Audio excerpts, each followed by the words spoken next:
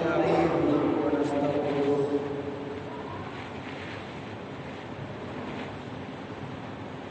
ونؤمن به ونتوكل عليه ونعوذ بالله من شرور أنفسنا ومن سيئات أعمالنا من يهده الله فلا مضل له ومن يضلل فلا هادي له وأشهد أن لا إله إلا الله وأشهد أن محمدا عبده ورسوله أما بعد فإن خير الحديث كتاب الله وخير الهدي هدي محمد صلى الله عليه وسلم وشر الأمور محدثاتها وكل محدثة بدعة وكل بدعة ضلالة وكل ضلالة في النار فأعوذ بالله السميع العليم من الشيطان الرجيم بسم الله الرحمن الرحيم يا أيها الذين آمنوا اتقوا الله حق تقاته ولا تموتن إلا وأنتم مسلمون يا أيها الناس اتقوا ربكم الذي خلقكم من نفس واحدة وخلق منها زوجها وبث منهما رجالا كثيرا ونساء واتقوا الله الذي تساءلون به والأرحام إن الله كان عليكم رقيبا يا أيها الذين آمنوا اتقوا الله وقولوا قولا سديدا يصلح لكم أعمالكم ويغفر لكم ذنوبكم ومن يطع الله ورسوله فقد فاز فوزا عظيما وقال الله تبارك وتعالى في مقال آخر ولا تحسبن الله غافلا عما يعمل الظالمون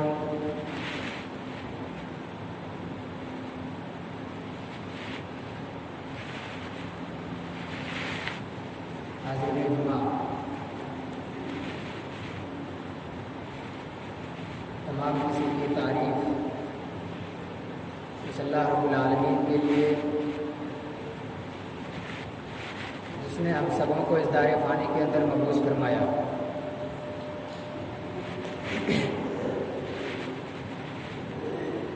بعد درود و سلام ہو تمام انبیاء کرام پر،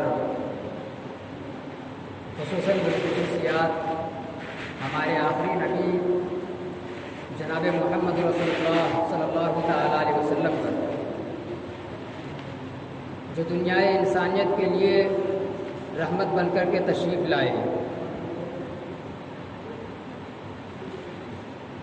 جو سید المرسلین شفیع المذنبین اور رحمت للعالمین بن کر کے تشریف لائے، جس نبی نے اسلام کی آواز کو ہم تک پہنچایا، اللہ رب العالمین کی آواز کو عام کیا۔ گرچہ اسلام کی آواز کو ہم تک پہنچانے میں اور اللہ رب العالمین کی آواز کو عام کرنے میں انہیں گالیاں سننی پڑی، مار سہنے پڑے، طعنے برداشت کرنے پڑے، لیکن ان تمام چیزیں کرنے کے باوجود بھی دین اسلام کو ہم تک پہنچایا۔ اللہم صلی علی محمد وعلی آل محمد کما صلیت علی ابراہیم وعلی آل ابراہیم انک حمید مجید۔ اللہم بارک علی محمد وعلی آل محمد کما بارکت علی ابراہیم وعلی آل ابراہیم انک حمید مجید۔ حاضرین گرامی، عنوان ہے جنگ آزادی میں مسلمانوں کا کردار۔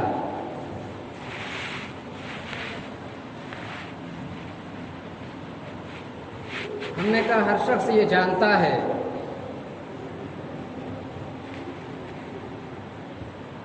کہ ہم جس ملک میں زندگی گزار رہے ہیں، ہم جس ملک میں زندگی گزار رہے ہیں، اس ملک میں کبھی انگریزوں کا قبضہ تھا،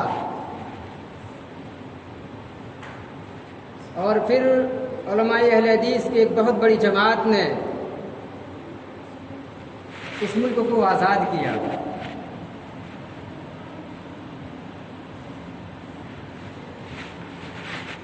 اس مناسبت سے آج کے اس خطبہ جمعہ میں عنوان ہے ہندوستان کی آزادی میں مسلمانوں کا کردار۔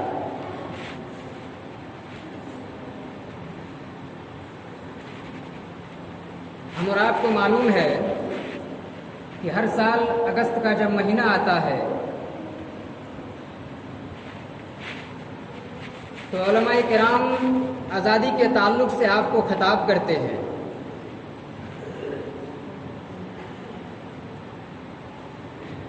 آزادی کے اوپر روشنی ڈالنا یہ اس وجہ سے ضروری ہے اور اس وجہ سے ڈالی جاتی ہے، اس کی جو بنیادی وجہ ہے وہ یہ کہ آنے والی نسلیں یہ یاد رکھیں کہ ہم جس ملک میں زندگی گزار رہے ہیں اس ملک کے لیے ان کے اسلاف نے کیا قربانیاں دی ہیں۔ ہم ملک ہندوستان میں زندگی گزار رہے ہیں تاکہ یہاں کا ہر بچہ اور ہر نوجوان کو یہ معلوم ہو کہ علماء کرام نے اور ان کے اسلاف نے اس ملک کے لیے کیا قربانیاں دی ہیں، ان کے آباء و اجداد نے اس ملک کے لیے کیا قربانیاں دی ہیں۔ اسی طرح ہندوستان کے تاریخ کے اس روشن باب کو مستقبل کی تاریخ میں یاد رکھی جائے، اور اس عنوان پر اس وجہ سے بولنا ضروری بھی ہوتا ہے کیونکہ ہم جس ملک میں زندگی گزار رہے ہیں یہاں مختلف جماعت کے لوگ زندگی گزار رہے ہیں، یہاں کئی طرح کے لوگ زندگی گزار رہے ہیں، اور جس ہندوستان میں ہم زندگی گزار رہے ہیں یہاں تاریخ کو بدلنے، تاریخ کو مٹانے اور تاریخ کو بگاڑنے والوں کی کوئی کمی نہیں ہے۔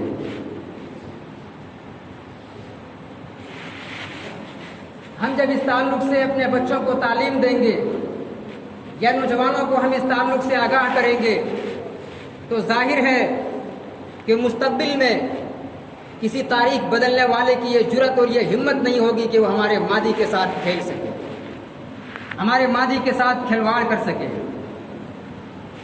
اس عنوان پر اس وجہ سے بھی بولا جاتا ہے تاکہ ہم جس ملک میں زندگی گزار رہے ہیں اس ملک کے وہ فرقہ پرست جو ہمیشہ اس ملک سے اسلام کو ختم کرنا چاہتا ہے، جو مسلمانوں کو مٹانا چاہتا ہے، ہم اس عنوان کے ذریعے ان کو آگاہ کرتے ہیں، ہم ان تک یہ پیغام پہنچاتے ہیں کہ اگر تم اسلام کو مٹاؤ گے یا مسلمانوں کو اس ملک سے نکالو گے تو یاد رکھنا یہاں کی سرزمین اور یہ ملک، یہ ہندوستان اور یہ ملک یاد رہے یہ بے نور ہو جائے گا۔ میرے عزیز ساتھیوں، اگر مسلمانوں کو اس ملک سے نکالا جائے گا، اگر ہندوستان سے مسلمانوں کو نکالا جاتا ہے یا اسلام کو ختم کرنے کی کوشش کی جاتی ہے تو یاد رکھنا یہاں کی زمین روئے گی، یہاں کی زمین روئے گی اور ڈھونڈ ڈھونڈ کر وہ تلاش کرے گی کہ وہ کہاں ہے جس نے مجھے اپنے خون سے سینچا تھا۔ اس ملک سے اگر مسلمانوں کو نکالنے کی کوشش کی جائے گی تو آسمان روئے گا کہ وہ شخص کہاں ہے، وہ مسلمان کہاں ہے جن کے ہزاروں نظارے ہم نے اپنے انہی آنکھوں سے دیکھا تھا۔ میرے عزیز ساتھیوں، میرے قوم کے نوجوانوں، ہم اپنے اسلاف کی قربانیوں کو یاد کریں، ہم اپنے علماء کرام کی قربانیوں کو یاد کریں جن علماء کرام نے اپنی جان کی بازی لگا کر اس ملک کو آزاد کیا تاکہ آپ مستقبل میں اس ملک میں چین و سکون کی زندگی گزار سکیں۔ حضرات گرامی، اس بات سے انکار نہیں کیا جا سکتا، اس بات سے انکار نہیں کیا جا سکتا کہ جنگ آزادی میں مسلمان بھی شامل تھے، ہندو بھی شامل تھے، الغرض ہر کوئی شامل تھا، لیکن ہندوستان کی آزادی میں جو فاتحانہ رول ادا کیا تھا وہ مسلمانوں نے ادا کیا تھا، مسلمانوں نے اہم کردار ادا کیا۔ مسلمانوں کا اپنا ایک اہم رول رہا ہے، لیکن افسوس کہ آج غیر مسلموں نے اس تاریخ کو بھلا دیا ہے، ہمارے اسلاف کی قربانیوں کو بھلا دیا ہے، علماء کرام کی قربانیوں کو بھلا دیا ہے۔ بڑی افسوس کی بات ہے۔ اس سے بڑی افسوس تو یہ ہے کہ آج ہم نے خود اپنے اسلاف کی قربانیوں کو بھلا دیا ہے۔ آج ہم نے خود اپنے علماء کرام کی قربانیوں کو بھلا دیا ہے۔ غیروں کو نہیں معلوم، یہ الگ بات ہے۔ اگر مسلمانوں کی قربانیاں غیروں کو نہیں معلوم ہے، یہ الگ بات ہے، لیکن اگر ہم اور آپ کو نہیں معلوم ہم جس ملک میں زندگی گزار رہے ہیں کہ ہم نے اس ملک کی آزادی کے خاطر کیا ہے، تو یہ بڑی شرم کی بات ہے۔ ہم اور آپ کو معلوم ہونا چاہیے۔ بعض لوگ سوچتے ہیں کہ یہ ملک سن 1947 میں یوں ہی آزاد ہوا، چند دنوں کی لڑائی لڑی، کچھ لوگوں کی جانیں گئی اور یہ ملک آزاد ہو گیا، لیکن ایسا نہیں ہے۔ بلکہ انگریزوں سے اس ملک کو آزاد کرانے کے لیے 200 سال تک لڑائیاں لڑنی پڑی، تب جا کے یہ ملک آزاد ہوا۔ اور آپ کو ایک اہم بات بتاؤں کہ یہ ملک انگریزوں نے مسلمانوں سے چھینا تھا، یہ ملک انگریزوں نے مسلمانوں سے چھینا تھا۔ یہی تو وجہ ہے کہ وہ مسلمانوں کو ہی ستایا کرتا تھا، وہ مسلمانوں کو ہی پریشان کیا کرتا تھا۔ کیوں؟ کیونکہ اس نے اس ملک کو مسلمانوں ہی سے چھینا تھا۔ حضرات گرامی، ہم اپنے اسلاف کی قربانیوں کو جانیں، اس سے قبل ہم آزادی کے تعلق سے شروعات کے چند باتوں کو جان لیں تاکہ ہم اور آپ کو بات سمجھنے میں آسانی ہو۔ میرے عزیز ساتھیوں، ملک ہندوستان کے اندر جنہوں نے قبضہ کیا، جس نے حملہ کیا، وہ انگلینڈ ہے۔ وہ پہلے کسی اور ملک میں تجارت کیا کرتا تھا، لیکن جب وہاں کے بادشاہ نے انگلینڈ والوں کو بھگا دیا، پھر اس کے بعد وہ سن 1601 میں ہندوستان آئے۔ اس وقت جہانگیر کی حکومت تھی، مغلیہ بادشاہ کی حکومت تھی۔ اس وقت وہ ہندوستان آئے اور ہندوستان کے بادشاہ سے یہ اجازت طلب کی کہ ہم یہاں تجارت کرنا چاہتے ہیں۔ بادشاہ نے ان کو اجازت دے دیا۔ پھر سن 1601 میں وہ جہاز میں سامان بھر کر ہندوستان لائے اور ان کا پہلا جہاز گجرات کے شہر سورت میں سن 1601 میں اترا۔ پھر آہستہ آہستہ ہندوستان میں وہ کاروبار کرنے لگے۔ پھر جب سن 1612 آئی، اس وقت انگریز ہندوستان میں اپنا سکہ جما چکا تھا اور وہ تجارت کرنا شروع کر دیا تھا۔ پھر سن 1612 میں انگریز نے گجرات کے شہر سورت میں ایک کمپنی بنائی جس کا نام رکھا ایسٹ انڈیا۔ ایسٹ انڈیا نام کی ایک کمپنی بنائی، اور اس کمپنی میں انگریز جو انگلینڈ سے سامان لایا کرتا تھا، اس سامان کو اس میں رکھا کرتا تھا۔ پھر سن 1662 میں وہ تجارت کا کاروبار چالو تھا۔ پھر وہ گجرات سے نکل کر ممبئی گئے اور وہاں بھی اپنا سکہ جمانے لگا۔ پھر سن 1700 میں وہ سرزمین بنگال میں پہنچے اور پورے بنگال میں تجارت کرنے لگے۔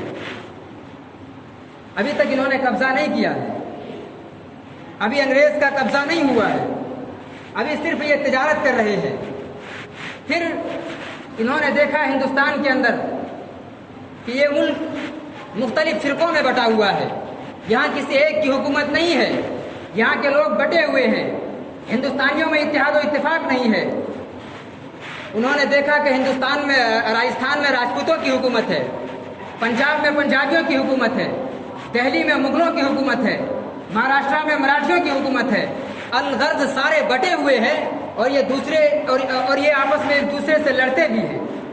انگریز نے اسی چیز کا فائدہ اٹھایا، ہندوستان میں دیکھا کہ یہ آپس میں لڑ رہے ہیں تو انہوں نے ایک دوسرے کو اکسایا، آپس میں لڑایا، ایک دوسرے پہ حملہ کروایا، اور اسی چیز کا فائدہ اٹھا کر انہوں نے آہستہ آہستہ ہندوستان میں ہتھیار لانا شروع کر دیے۔ 1707 میں جب بادشاہ اورنگزیب وفات پا گئے، جب بادشاہ اورنگزیب انتقال کر گئے، تو سن 1707 کے بعد انگریز ہندوستان میں اجازت کے بعد کاروبار کے لیے جو سامان لایا کرتا تھا، اب وہی انگریز کاروبار کے لیے سامان لانے کے بجائے ہندوستان کو ختم کرنے کے لیے ہتھیار لانا شروع کر دیا۔ سن 1707 کے بعد وہ ہتھیار لانے شروع کر دیے۔ اور وہ جگہ جو ایسٹ انڈیا نام کی جو کمپنی بنائی گئی تھی جہاں انگریز اپنے سامان رکھا کرتا تھا کاروبار کے لیے، اب خفیہ طور پر انگلینڈ سے وہ ہتھیار لا کر ایسٹ انڈیا نام کی کمپنی میں رکھنا ہے۔ یہاں کے عوام کو معلوم نہیں، وہ سوچ رہے ہیں کہ کاروبار کے لیے وہ سامان لا کر جمع کرتا ہے، لیکن انگریز اس وقت ہتھیار لا کر ان میں جمع کیا کرتا تھا۔ بہرحال جب انگریزوں نے مکمل تیاری کر لی، پھر اس کے بعد 1754 میں سرزمین بنگال میں حملہ کیا۔ سرزمین بنگال میں داخل ہونے کے بعد بنگال میں حملہ کیا۔ اس وقت بنگال میں نواب سراج الدولہ کے نانا علی وردی خان رحمۃ اللہ علیہ کی حکومت تھی۔ انگریزوں سے جب جنگ لڑی گئی تو علی وردی خان رحمۃ اللہ علیہ نے انگریزوں کو ہرا دیا، انگریزوں کو شکست دے ڈالا، انگریز کچھ نہیں کر پائے۔ لیکن پھر اس کے 3 سال بعد انگریزوں نے مکمل محنت شروع کی اور وہ واپس نہیں گئے، بلکہ 1757 کے اندر سرزمین بنگال میں پھر دوسرا حملہ کیا۔ اس وقت بنگال میں نواب سراج الدولہ کی حکومت قائم تھی۔ 1754 میں نواب سراج الدولہ سے جنگ ہوئی، جہاں حافظ ضامن بھی موجود تھے، نواب سراج الدولہ بھی موجود تھے۔ اس وقت یہ جنگ لڑی گئی، لیکن افسوس آستین کا وہ صاحب میر جعفر جو نواب سراج الدولہ کا وزیر تھا، انہوں نے غداری کی اور وہ انگریز سے جا ملا، انگریزوں کی جاسوسی کرنے لگے، اور ان کی جاسوسی اور ان کی غداری کی وجہ سے نواب سراج الدولہ شہید کر دیے گئے اور مسلمان وہ جنگ ہار گیا۔ میرے عزیز ساتھیوں، پھر اس کے بعد انگریزوں نے ملک ہندوستان میں اور بنگال میں قبضہ کر لیا، اور بنگال میں قبضہ کرنے کے بعد اس طرح لوٹ مار مچائی اور بنگال کے عوام کو اس طرح مارا اور اس طرح سے علماء کرام کو موت کے گھاٹ اتارا کہ علماء کرام لکھتے ہیں کہ محض بنگال کے اندر 2 لاکھ علماء کرام کو شہید کر دیا گیا۔ انگریزوں نے صرف بنگال کے اندر 2 لاکھ علماء کرام کو شہید کر دیا۔ آپ ذرا سوچیں کہ عام انسان کتنے مارے ہوتے، صرف 2 لاکھ عالم دین مارے گئے تھے، اور بنگال سے سونا لوٹ کر چلے گئے، اور جہاز کے 7 سونے اور پانی کے جہاز میں 7 سونے جہاز بھر کر وہ کلکتہ سے لندن لے گئے۔ یہی تو وجہ ہے کہ اس ملک کو سونے کا چڑیا کہا جاتا ہے۔ بہرحال انگریزوں نے سن 1757 کے اندر سرزمین بنگال میں قبضہ کر لیا اور 2 لاکھ علماء کرام کو شہید کر دیا۔ پھر اس کے بعد جب وہ آہستہ آہستہ ملک ہندوستان میں قبضہ کرنے لگا، پھر اس کے بعد میدان میں آئے شیر ہندوستان حیدر علی ٹیپو سلطان، وہ میدان میں آئے، انہوں نے لوگوں کو آگاہ کیا کہ یہ ایک انگریز ملک ہندوستان کے اندر قبضہ کر رہا ہے۔ انہوں نے انگریزوں سے 4 جنگیں لڑی۔ وہ جنگ سن 1782 کے اندر، 83 کے اندر، 84 کے اندر، اور پھر چوتھی جنگ سن 1792 کے اندر لڑی، اور سن 1792 میں ٹیپو سلطان رحمۃ اللہ علیہ کے 2 بیٹوں کو انگریزوں نے پکڑ لیا اور ان کو زندہ درگور کر دیا۔ پھر 1799 کے اندر شری رنگا پٹنم کی سرزمین پر ٹیپو سلطان کا جب انگریزوں سے مقابلہ ہوا، وہاں بھی ایک آستین کا سانپ میر صادق نے غداری کی اور وہ انگریزوں سے جا ملا، اور وہاں ٹیپو سلطان شہید کر دیے گئے اور وہ جنگ ہار گئے۔ میرے عزیز ساتھیوں، ہندوستان کے لیے جو پہلی جنگ لڑی وہ بھی مسلمانوں نے لڑی۔ پھر اس کے بعد سن 1754 میں مسلمانوں نے جنگ لڑی، 1783 کے اندر مسلمانوں نے جنگ لڑی، 84 میں مسلمانوں نے جنگ لڑی، 1792 کے اندر مسلمانوں نے جنگ لڑی، پھر 1799 کے اندر ٹیپو سلطان نے جنگ لڑی اور وہاں آپ شہید کر دیے گئے۔ میرے عزیز ساتھیوں،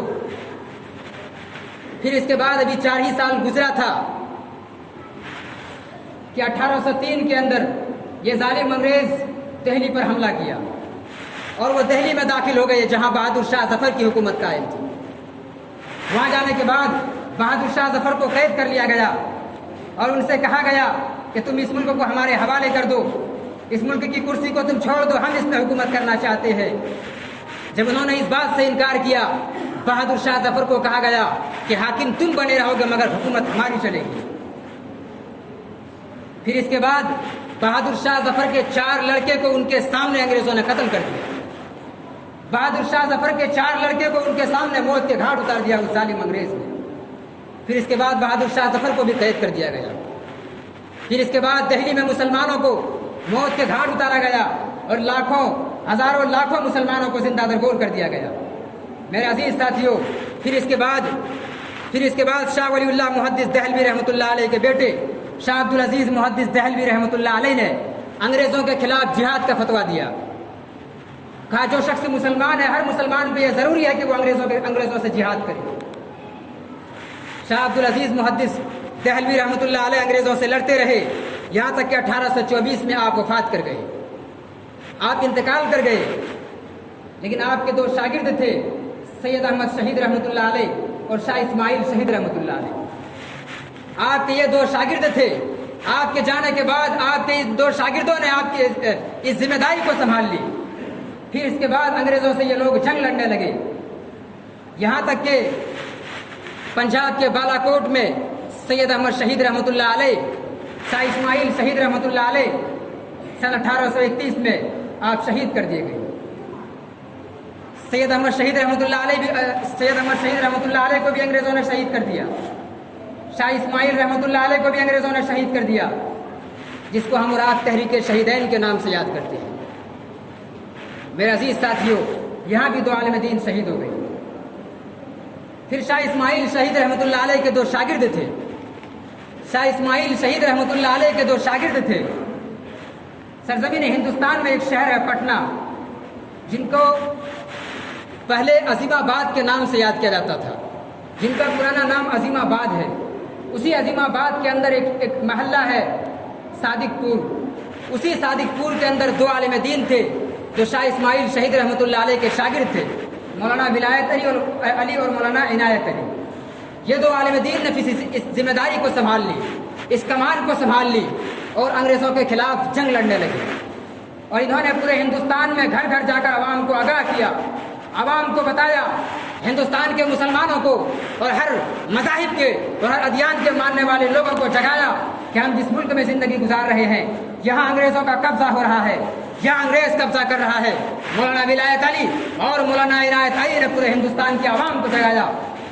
लेकिन जब मालूम हुआ अंग्रेज़ों को कि हिंदुस्तान में सारी जगह तहरीकें दब गई है, मगर सादिकपुर एक महल्ला है जहाँ अब भी हमारे खिलाफ लोगों ने तहरीकें चलाई हुई है। और एक बात याद रखना कि जो भी अंग्रेज के खिलाफ जाता, अंग्रेज उसको या तो काला पानी की सजा देते या उनको फांसी देते। और इसी दौर में और इसी वक्त में सादिकपुर के 2 आलिम दीन को अंग्रेजों ने पकड़कर जेल में डाल दिया। मौलाना यहिया अली खान रहमतुल्लाह अलैह और मौलाना जाफर थानेसरी को पकड़कर अंग्रेजों ने जेल में डाल दिया। मेरे अजीज साथियों, उलमाए सादिकपुर के कुर्बानियों को भुलाया नहीं जा सकता। जब जब भी इस मुल्क की आज़ादी के लिए जश्न मनाया जाएगा, आप याद रखें, उलमाए सादिकपुर की कुर्बानियों को कोई नहीं भुला सकता।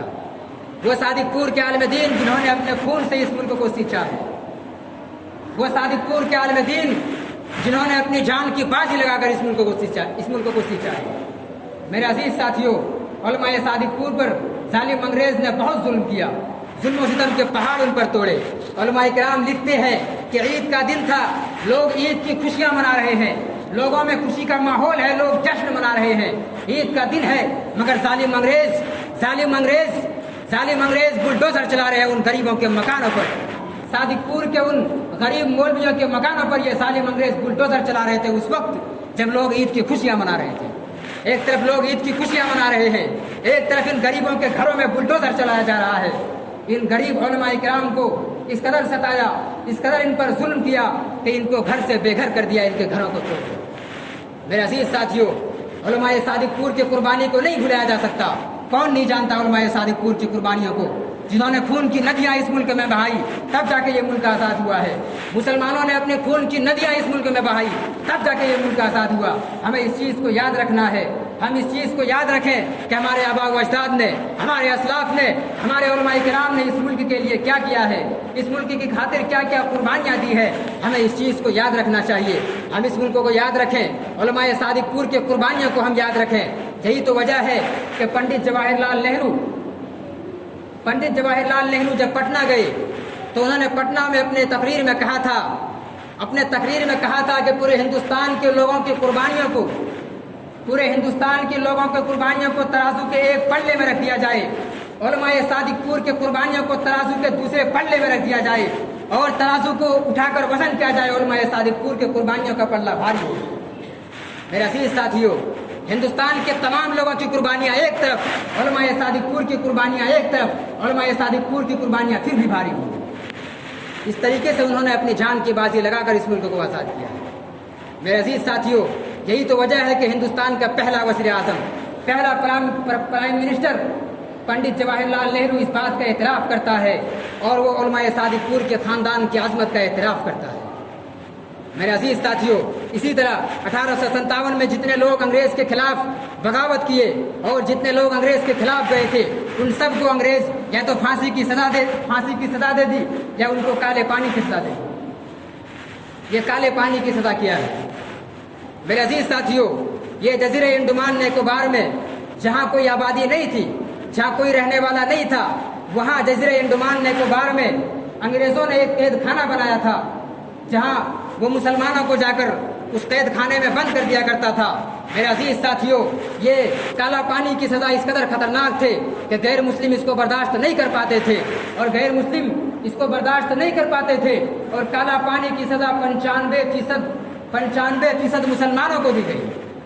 انگریزوں نے کالا پانی کی سزا 95% مسلمانوں کو دی، اور ان 95% مسلمانوں میں ایک بہت بڑی جماعت علماء اہل حدیث کی جماعت ہے۔ علماء اہل حدیث کو کالے پانی کی سزا دی گئی۔ میرے عزیز ساتھیوں، کالے پانی کی سزا بہت سارے غیر مسلم برداشت نہیں کر پاتے تھے، اس قدر خطرناک ہوتا تھا۔ بہت سارے غیر مسلم انگریزوں سے معافی مانگ کر جیل سے باہر نکل کر واپس چلے جاتے تھے۔ اسی طرح انہی معافی مانگنے والوں میں ایک نام ویر ساورکر کا بھی آتا ہے۔ انہی انگریزوں سے معافی مانگنے والے انہی لوگوں میں سے ایک نام ویر ساورکر کا بھی نام ہے، جنہوں نے باقاعدہ انگریزوں کو معافی نامہ لکھ کر بھیجا تھا اور انگریزوں سے معافی مانگ لیا۔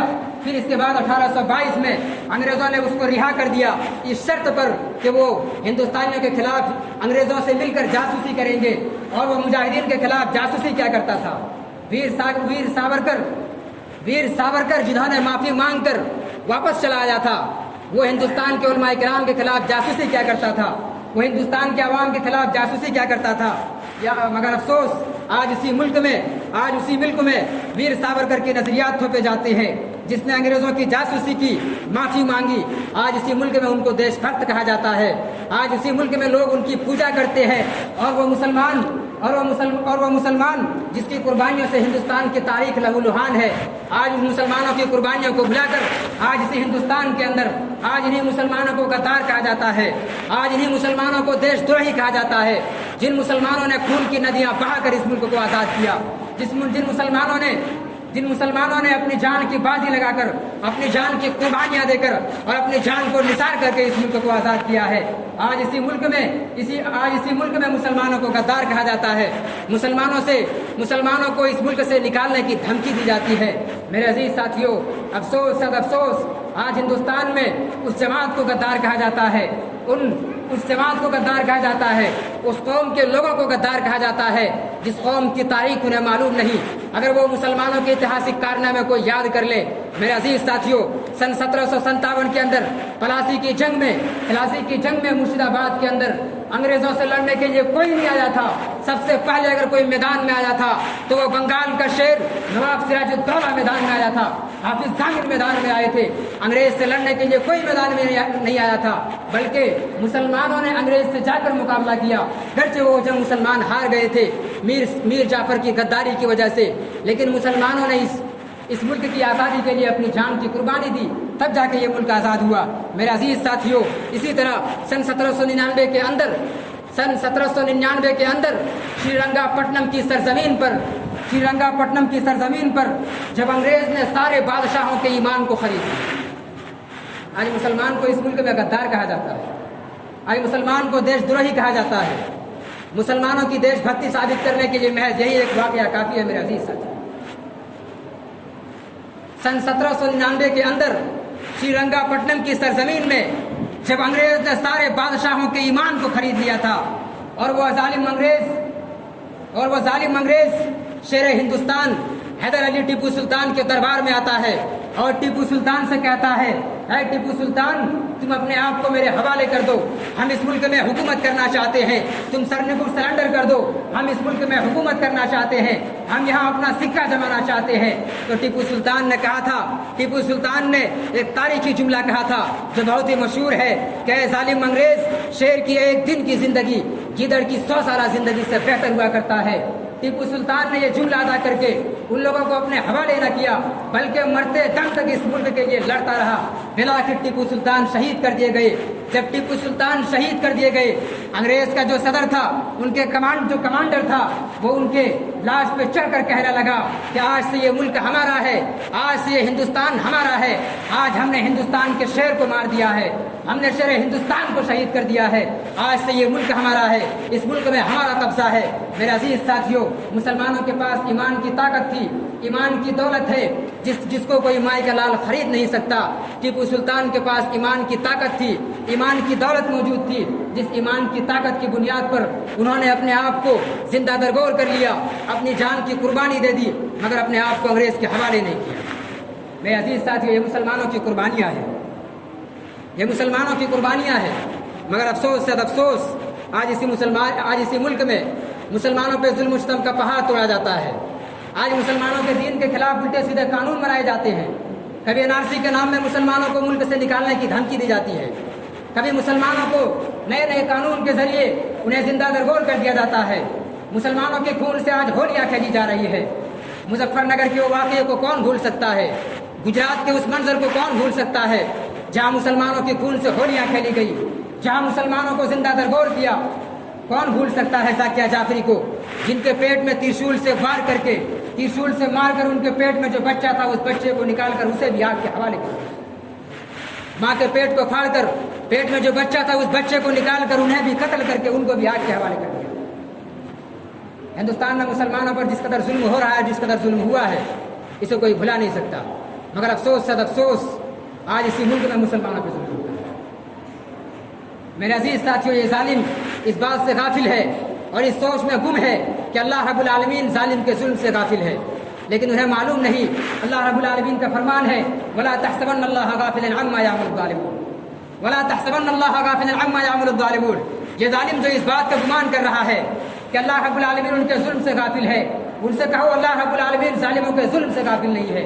میرے عزیز ساتھیوں، میرے قوم کے نوجوانوں، ہم جس ملک میں زندگی گزار رہے ہیں، ہم ایمان کی طاقت کو بچائے رکھیں، ہم ایمان کی دولت کو بچائے رکھیں۔ اسلام کو مٹانے کے لیے اور مسلمانوں کو مٹانے کے لیے اس سے پہلے کئی بڑی بڑی طاقتیں آئی، مگر سب کے سب نیست و نابود ہو گئے۔ کون نہیں جانتا ابرہہ کو کون نہیں جانتا، جو کعبہ کو ڈھانے کے لیے آیا تھا، جو کعبہ کو توڑنے کے لیے آیا تھا، مگر اللہ رب العالمین کا قہر نازل ہوا، اللہ رب العالمین کا عذاب نازل ہوا، اور اللہ رب العالمین نے محض پرندے کی ایک جھنڈ سے ان تمام کے لشکر کو تباہ و برباد کر دیا۔ اللہ کا قہر نازل ہوا، سارے موت کے گھاٹ اتارے گئے۔ کون نہیں جانتا فرعون کو، جن کو حکومت کا نشہ تھا، جو اسلام کے ماننے والوں پہ ظلم کیا کرتا تھا، جو اللہ رب العالمین کے ماننے والے کو قتل کر دیا کرتا تھا، جو بچے کو زندہ درگور کر دیا کرتا تھا، جو مسلمانوں کو ختم کرنے پہ تلا ہوا تھا۔ کون نہیں جانتا فرعون کو جو موسیٰ کو مارنے پہ تلے ہوئے تھے؟ کون نہیں جانتا فرعون کو جس نے خدائی کا دعویٰ کیا؟ اس قدر ان کو حکومت کا نشہ تھا، مگر جب اللہ رب العالمین کا عذاب آیا، وہ بھی اسلام کو مٹانا چلے تھے، مسلمانوں کو مٹانا چلے تھے، مگر جب اللہ کا عذاب آیا، اللہ رب العالمین کا قہر نازل ہوا، اللہ رب العالمین نے اسی فرعون کو بحر کلثوم میں غرق کر دیا، جو کل تک یہ کہا کرتا تھا نا ربکم اللہ۔ میرے عزیز ساتھیوں، کون نہیں جانتا ابو جہل کو؟ کون نہیں جانتا ابو جہل کو، جنہوں نے صحابہ کرام پر ظلم و ستم کے پہاڑ توڑے، جنہوں نے محمد رسول اللہ صلی اللہ تعالی وسلم پہ ظلم کیا، صحابہ کرام پہ ظلم کیا، جو اسلام کو ختم کرنے چلا تھا، جو مسلمانوں کو مٹانا چلا تھا، مگر جب اللہ کا عذاب آیا، اللہ کا قہر نازل ہوا، اللہ رب العالمین نے دو کمسن بچوں کے ہاتھوں انہیں جہنم رسید کر دیا، ان کو موت کے گھاٹ اتارا۔ میرے عزیز ساتھیوں، اسلام کو مٹانے اور مسلمانوں کو ختم کرنے کے لیے اس سے پہلے بہت بڑی بڑی طاقتیں آئی، مگر سب کے سب نیست و نابود ہو گئے۔ میرے عزیز ساتھیوں، ہمیں اس بات کو بھولنا نہیں ہے، ہم نے جس اللہ رب العالمین کی وحدانیت پہ ایمان لایا ہے، اس اللہ رب العالمین کا فرمان ہے ولا تهنوا ولا تحزنوا وانتم الاعلون ان کنتم مؤمنین۔ میرے عزیز ساتھیوں، مسلمانوں کے پاس ایمان کی طاقت ہونی چاہیے۔ جنگ بدر کو کون بھول سکتا ہے، جہاں مسلمان صرف 313 تھے اور مخالفت میں کافر 1000 سے زائد تھے، لیکن جیت مسلمانوں کی ہوئی۔ مسلمانوں کے پاس لڑنے کے لیے کوئی ہتھیار نہیں تھا، مسلمانوں کے پاس بہت بڑے لشکر بھی نہ تھے، لیکن مسلمانوں کے پاس اگر کچھ تھا تو وہ ایمان کی طاقت تھی۔ میرے عزیز ساتھیوں، ہم ایمان کی طاقت کو بچائے رکھیں۔ حضرات گرامی، کہنے کا مطلب کہ ہم جس ملک میں زندگی گزار رہے ہیں، یہاں 200 سال تک ہمارے اسلاف نے، علماء کرام نے اور یہاں کے مسلمانوں نے جنگ لڑی، پھر جا کر بالآخر سن 1947 میں اس ملک کو آزادی ملی۔ میرے عزیز ساتھیوں، وقت ختم ہو چکا ہے۔ آخر میں اللہ رب العالمین سے دعا کرتے ہیں کہ الہ العالمین تمہارے ملک کی امن و سلامتی کی حفاظت فرما، الہ العالمین ظالموں کے ظلم سے تو ہماری حفاظت فرما، الہ العالمین ہمارے مظلوم بھائیوں کی تو مدد فرما، الہ العالمین ہم میں سے جو بیمار ہے تو نے شفائے کاملہ واجلہ عطا فرما، آمین۔ ربنا تقبل منا انک انت السمیع العلیم، وآخر دعوانا ان الحمد للہ رب العالمین۔